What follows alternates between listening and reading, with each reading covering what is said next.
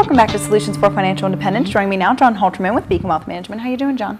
Doing fantastic, Nikki. How about yourself? Doing well, thank you. This week we have a question from Jim in Morgantown. He says, I have a bunch of different family heirlooms and I want to make sure they go to specific people without them fighting. What can I do? You know, and that is an absolutely great question because a lot of us have family traditions. And we think that if we write it on a piece of paper or we put it in a will, that automatically things are going to go to the right place. But what you have to understand is that there's a process after you die, and that's called probate. And the problem is probate basically is the proving of your estate. So during that time period, what can happen is someone can come in and contest the estate. And when they contest, that means now you have to determine who gets it. So there lies the big problem, is what you got to be able to say is, how do you avoid probate?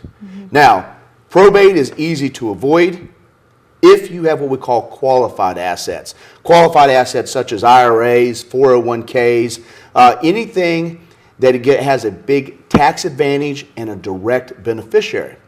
But items such as heirlooms, they don't have direct beneficiaries. So what you have to consider is some form of trust, something like a living trust, to where you no longer own the assets. The assets are owned by the trust. Because the assets are owned by the trust doesn't die. So what happens is, upon your death, the successor trustee steps in and they can settle the estate without having to go through the probate process.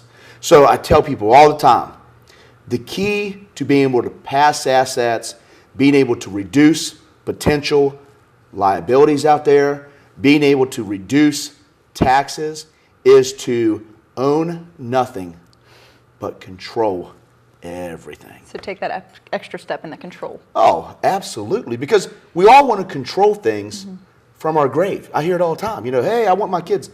But you got to remember, you got to take that step. You said the key word.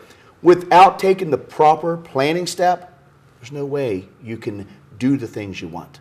So definitely possible.